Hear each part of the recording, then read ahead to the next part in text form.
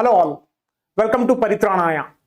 In this class we shall discuss about an important geography topic, that is motions of the earth. So this topic is very important and very much relevant because based on this topic we will be able to understand the different phenomena like different seasons, okay? And what is the reason for day and night. So what are the reasons for what change in season, like rainy season, summer season, winter season and all. So these dots we will be able to connect once we understand this topic. So we already know about the two important motions associated with the earth. So one is rotation, the other one is revolution. Rotation and revolution. So what is rotation? We know that rotation is rotation of the earth around its axis. So we already know at a superficial level about rotation and revolution. So how much time does earth takes for one rotation? So we know it takes 24 hours. 24 hours. Next, for revolution, approximately 365 days. 365 days. So here, when it comes to rotation, so the earth rotates around its axis. So we already know about the concept of axis. So axis is an imaginary line which passes through the center of the earth. So here we have axis. Here we have what? Axis. And this axis passes through North Pole and South Pole. Now imagine me as earth, or imagine this as earth or earth's axis. Okay, let us assume I am earth and an imaginary line which passes through my center. So let us consider this pen as an axis. Okay, so there are a few important concepts we need to understand before we go into the next topics. So which are they? So we need to understand about orbital plane. Orbital plane. We also need to understand what is this vertical line. So first we need to understand about the orbital plane. What is orbital plane? So we know that earth revolves around the sun. So when it is revolving around the sun, it has to take a path. So I'll say a road. So when earth is rotating around the sun in a circular fashion or elliptical fashion, so it has to take a path. So let us consider this as a path. So even though it is not elliptical, but when it becomes too long, then we can show it in elliptical format as well. But for time being, assume that this is elliptical and this is a path. So earth will follow this path. It will walk on this path. So this path we'll call it as elliptical or orbital plane. So this plane we'll call it as orbital plane. So in this orbital plane, earth will be what? Revolving. Okay, in this orbital plane, earth will be revolving. So if this is the plane, and if this is the axis, if this is the axis, then can you tell me what is the degree that has been formed between the orbital plane and the axis? Yes, it is 90 degree. It's very much obviously visible that it is 90 degree. So here, if I draw a vertical line, here, so this is an imaginary what? Plane of the earth's orbit. So this line, whatever has been shown here, this is the orbit. Okay, orbit. Now if I draw a vertical line here, which makes a 90 degree, okay. So this is just a reference line, vertical line. Okay, vertical line. So when a vertical line makes a 90 degree with the earth's orbital plane. But whether earth's axis always it is in vertical order, whether it is in this fashion? No. So earth is slightly tilted. So earth does not rotate in this fashion, but rather it rotates in this fashion.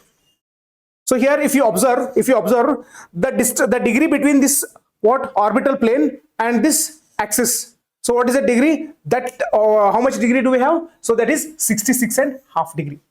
66.5 degree. So earth, the degree between the orbital plane and the earth is 66.5 degree. Then what will be the degree between this axis and the vertical line? Obviously 90 degree minus 66.5 degree. So we'll get 23.5 degree. Okay, 23.5 degree. So here, even if we are unable to imagine also, it does not make much difference. For time being, just understand that. So axis of the earth, the imaginary line which passes through the center of the earth, so it makes an angle of 66.5 degree with its orbital plane. It makes an 66.5 degree with orbital plane, and it makes an angle of 23.5 degree with the vertical line. It makes an angle of 23.5 degree with the vertical line. So this much if you understood, for time being would be sufficient. So already we have discussed in the previous class about what is equator. Equator is 0 degree. We have discussed about the important latitudes like Tropic of Cancer, Arctic Circle, Tropic of Capricorn, Antarctic Circle. So here, next we shall learn few other concepts. So we'll come across a concept called as circle of illumination. Okay, circle of illumination. So what is this circle of illumination?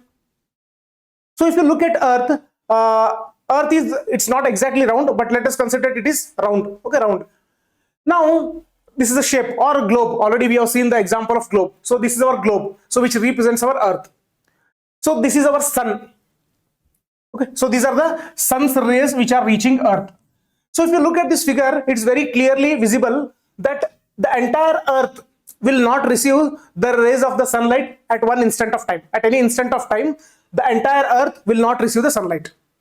So if you look at this figure, only half of the Earth is receiving sunlight, whereas the other half of the Earth is not receiving sunlight. So is it the case that only half of the Earth receives the sunlight? No. At an instant of time, only half of the Earth will receive sunlight. So every instant it changes. For example, now Earth is in this position. Now we know Earth rotates from from west to east. So we have already seen in the previous class that when I move from this direction to this direction, it is called as west to east rotation. So for you, this is west, this is east. So Earth is revolving from west to east. So when Earth is moving from west to east, so previously few regions which were receiving the sunlight, a few regions in the Earth which were receiving sunlight, now they will not receive sunlight. And the other region which were not really receiving the sunlight, now they will start receiving. So now whether a particular position or a particular part of the Earth receives the sunlight or not, it depends upon its position with respect to rotation. So as Earth goes on rotating, so different parts of the Earth will start receiving sunlight. Okay, receiving sunlight. But at any instant of time, only half of the Earth will receive sunlight. Half of the Earth will receive sunlight, and the other half will not receive the sunlight. Okay, will not receive sunlight. So in order to demarcate this area, that the area which receives the sunlight and the area which does not receive the sunlight. So here we have drawn an imaginary line, and that line, it forms a circle. Why it forms a circle? Because Earth is round. We are only seeing one side of the Earth. So other side of the Earth, when this line goes, so it forms a circle. So this circle which divides the regions between the one which receives sunlight and the other which does not receive sunlight, so that we call it as circle of illumination. That we call it as circle of illumination. So what we understood? We understood that circle of illumination, this side continuously it will receive sunlight, whereas this region it will not receive sunlight, and this region it goes on changing because of the rotation of the Earth. Okay, rotation of the Earth. So a circle that divides the day from night on the globe. Due to spherical shape of the Earth, only half of it gets light from the sun at a time. The portion facing sun experiences day, while the other half away from the sun experiences night. So the circle does not coincide with the axis. So this is a very important point to note, because UPSC often it focuses on such kind of concepts, and it may even pose a question as well. For example, it may in an option it may indicate that circle of illumination coincides with the axis. So whether it is true? No, it's not true. So if you look here we have axis. This is our axis, and this is our circle of illumination. So it's very much obvious that circle of illumination and axis, they do not coincide. They are two separate lines. Okay. So here we understood about the circle of illumination. So already we have discussed about rotation and revolution. So let us revisit them. So rotation is the movement of the Earth on its axis, and the time taken for one rotation, we call it as Earth day. So period of rotation, that is time required for one rotation, we call it as period of rotation, and it is also called as Earth day. So it is how much? 24 hours. Okay, 24 hours. So this is the daily motion of the Earth. So rotation is daily motion, whereas revolution is, for one complete revolution, it takes 365 days or 1 year. So movement of the Earth around the sun in a fixed path or orbit, that is called as revolution. Okay, revolution, we already know it. So here see, it takes 365 and 1/4 day to make one revolution. So generally when we speak about a year, we say that it is 365 days. But exactly when you look at the value, then it is 365 days plus 1/4 day. 1/4 of a day means 6 hours. It means to complete one revolution around the earth, sorry, around the sun, earth takes 365 days and 6 hours. Okay, 6 hours. So earth is going around the sun in an elliptical orbit. Very important. So what is it, elliptical orbit? If you look at this figure, so here we have sun, and if you look at the positions of the earth, now here this is one position of earth, this is another position of earth, this is another position of earth, and this is also another position of earth. If you look at the different positions, these two, when in these two positions earth is closer to sun, whereas in these two positions earth is far away from sun. So from this we come to a conclusion that earth what revolves around the sun in elliptical orbit and not in circular orbit. If you look here, it is not circular, but rather it is elliptical. It is elliptical. Next, so 6 hours. So generally when we say a year, we say 365 days. We say 365 days. So how about the extra 6 hours? We need to accommodate those extra 6 hours as well. That is why after every 4 years, for every 4 years, what we will do? Every year, whatever these extra 6 hours are there, so we will club them together. So it will become 24 hours. That is one day. So that is why after 4 years, we will add one extra day in the month of February, and such a year where we have an extra day in the month of February, we call it as a leap year. We call it as a leap year. So even this conceptual clarity is very much important. So why leap year comes after 4 years? Because every year when we are calculating a year, we ignore 6 hours. So in this way, for 4 years, these 6 into 4, it becomes 24 hours. That is one day. So we want to add an extra day. So where we will add? We'll add it in the month of February. Now why we'll add it in the month of February? So that is beyond the scope of our discussion. So we need to understand that when we say normal year, February consists of 28 days and a year consists of 365 days. But when it comes to leap year, February month consists of 29 days and leap year consists of 366 days. So that would be sufficient. Next, an important concept to understand. What would happen if earth did not rotate? Suppose earth, it did not rotate. Let us assume it will revolve. Revolution is different from what? Rotation. Now when I am revolving, let us assume without rotation, I'll start moving in this direction. This is revolution. This is revolution. Now what happens? Always one side of the earth will be exposed to earth, will be exposed to sun. But if I revolve along with rotation, okay, so this is a slight position, this is a slight position. Now if you look here, what I am doing, I am revolving and also at the same time I am rotating. So because of the rotation, what happens? Only one particular part of the earth will not be exposed to sun, but rather different parts of all the parts of the earth will be exposed to sun. Supposedly, if this rotation was absent, what would have happened? What would happen if earth did not rotate? Portion of the earth facing the sun, always experiencing day, so brings continuous warmth. Other half remain in darkness, freezing cold all the time. So life would have not been possible. So if there was no rotation associated with earth, then always one face of the earth will be facing the sun. Only that particular area will always receive sunlight and the temperature will increase. Whereas the other face of the earth, it will never receive sunlight and the temperature will come down and it will become freezing cold.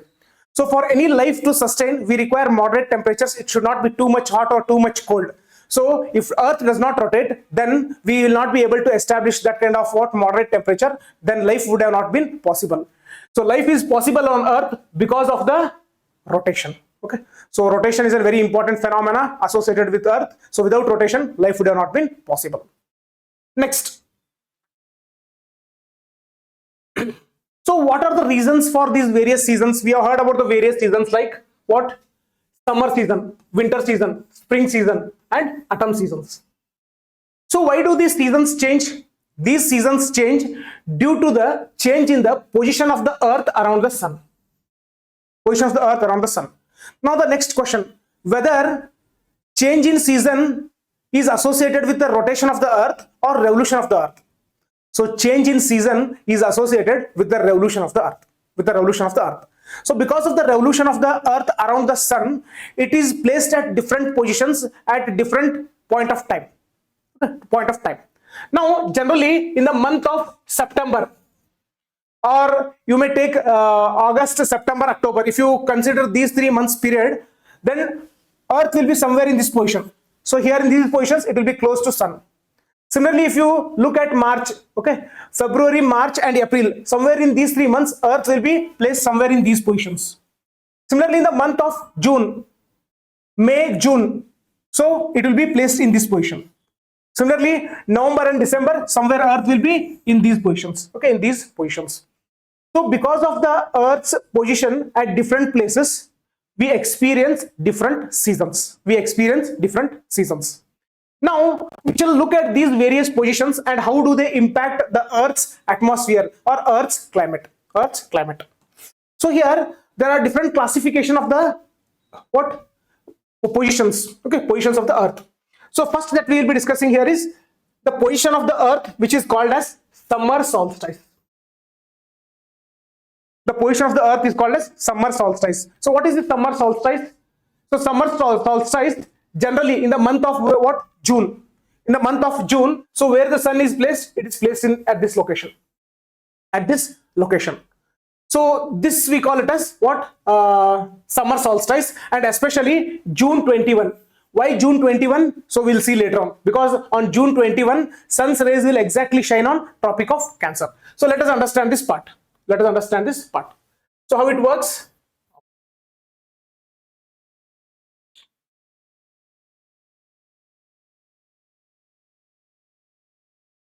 This is summer solstice.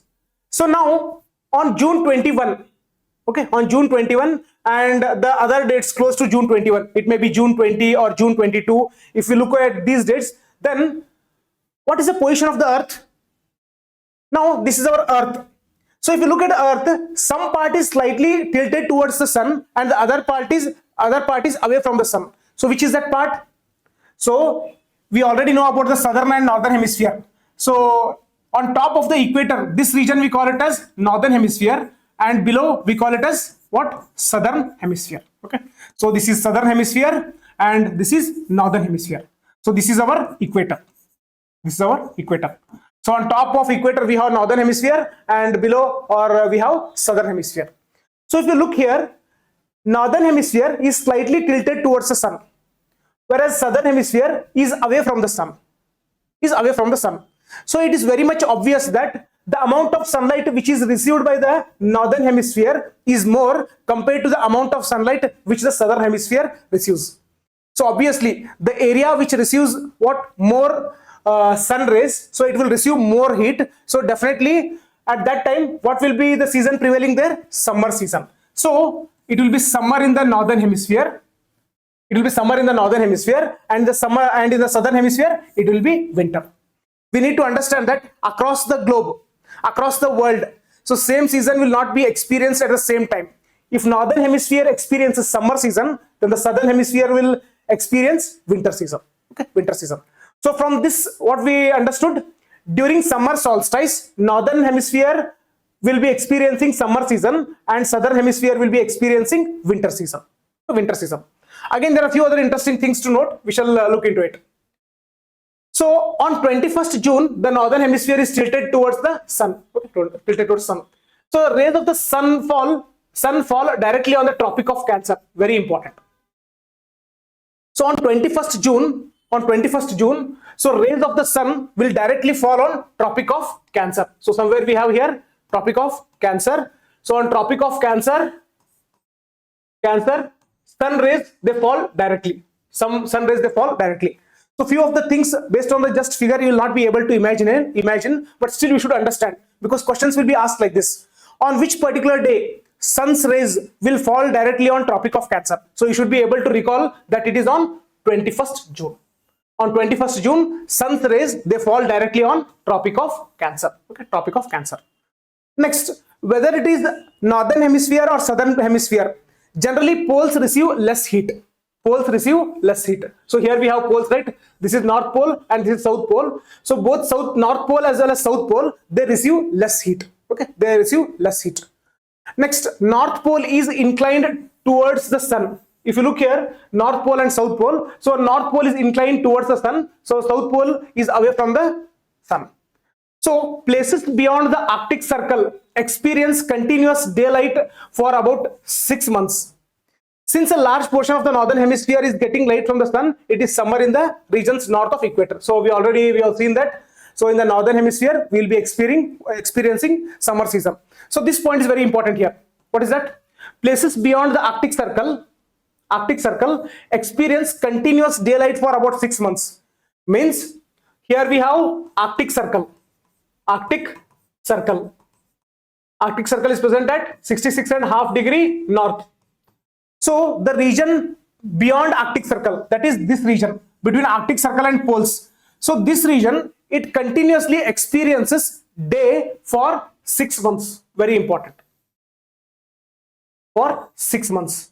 So when? During summer solstice. A very important point to note. So the area beyond the Arctic Circle, experiences continuous days for 6 months. Okay, 6 months. For 6 months. Next, at the same time, the southern hemisphere, not southern hemisphere, the south pole. So it experiences the area beyond the Antarctic Circle, beyond the Antarctic Circle and the south pole. So this region will experience continuous nights for 6 months. Okay, for 6 months. Very important. Next, the longest day and the shortest night at these places. So which places? During Tropic of Cancer, the longest day and the shortest night at these places occur on 21st June. Okay, 21st June. During summer solstice.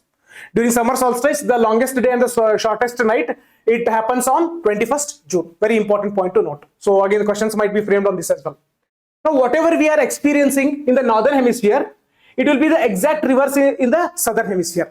If in the northern hemisphere it is summer season, obviously in the southern hemisphere it will be winter season. Okay, and in the northern hemisphere, if nights are shorter and days are longer, then the southern hemisphere nights will be longer and days will be shorter. So the phenomena that happens in the northern hemisphere, in the southern hemisphere, exactly it will be reverse. Okay, it will be reverse. So now we saw about this position, summer solstice. Next we shall look into winter solstice position. Winter solstice position. So here the position, this position is winter solstice. Winter solstice. So you can compare, and if we compare, then we will be able to connect the dots. So what happens during winter solstice? Winter solstice, what happens? So which part is exposed to sun? Northern hemisphere or southern hemisphere? If you look here, this southern hemisphere is more exposed to sun, whereas northern hemisphere is far away from sun. Far away from sun. So now what do we experience? On 22nd December, Tropic of Capricorn receives the direct rays of sun as south pole tilts towards it. So previously during summer solstice, we saw that sun rays directly fall on Tropic of Cancer on June 21. But sun rays directly fall on Tropic of Capricorn on December 22. So that we call it as what? Winter solstice. Okay, winter solstice. So as the sun's rays fall vertically at the Tropic of Capricorn, a larger portion of the southern hemisphere gets heat. So during winter solstice, what happens? This area, southern hemisphere will receive more heat, and northern hemisphere will receive less heat. That's why southern hemisphere will experience summer season and northern hemisphere will experience winter season during winter solstice. So therefore, it is summer in the southern hemisphere with longer days and shorter nights. The reverse happens in the northern hemisphere. So whatever happens in the southern hemisphere, the reverse of that happens in the southern hemisphere. For example, in the southern hemisphere, if days are longer, then in the northern hemisphere, days will be shorter. Next, a very important point to note. So generally in India, we celebrate Christmas in the month of December. So in the month of December, what kind of weather do we experience? So that is the winter season. Okay, winter season. So probably we may derive a conclusion that generally Christmas is celebrated in winter season. Okay, but that is not the case, because Christmas is celebrated in Australia in summer season. So I'll urge you to look into the world map and where exactly is Australia located. So you'll come to know that Australia is completely present in the southern hemisphere. The That is why, so now where is India located? It is located completely in the northern hemisphere. That is why whatever the experiences India makes, it will be opposite to the experience that is being experienced by Australia. So in India, Christmas is celebrated in winter season, whereas in Australia, Christmas is celebrated in summer season. Because when India experiences winter season, Australia will be experiencing summer season, and when Australia is experiencing what winter season, India will be experiencing what summer season. So this will be the case. This will be the case. So we saw about two positions. One is summer solstice, and the other one is winter solstice. So next we'll look into the position called as equinox positions. Equinox positions. So in equinox position, so there are two equinox positions. There are two equinox positions. So one is on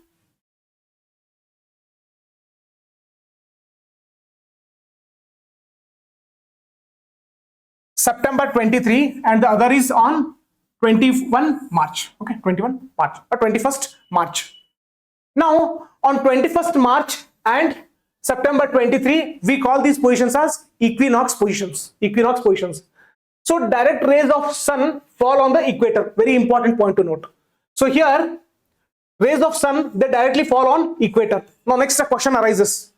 During summer solstice and winter solstice, whether sun's rays do not fall on equator, they do fall. They do fall. But here during equinox, sun is exactly overhead. So more amount of heat and light will be received on equator during equinox. So very important. Okay, very important. Next, neither of the poles is tilted towards the sun. This is also very important point to note. Because during summer solstice, we saw that northern hemisphere was tilted towards the sun. During winter solstice, we saw that southern hemisphere is tilted towards the sun. But during equinox, neither northern hemisphere nor southern hemisphere is tilted towards the sun. That is why the whole earth experiences equal days and equal nights. That is why the whole earth experiences equal days and equal nights during what? Equinox. So these kind of questions can be asked in prelims. During which of the following days the earth experiences equal days and equal nights? And the option they may give you like June 21, December 22, September, and also what? 21 March. So you should be able to identify. Okay. So on 21 March and 23rd September, we have what? Equal days and equal nights. Okay, equal nights. Important. Next. See here, there are two seasons, autumn season and what? Spring season. Spring season. So here on March 21,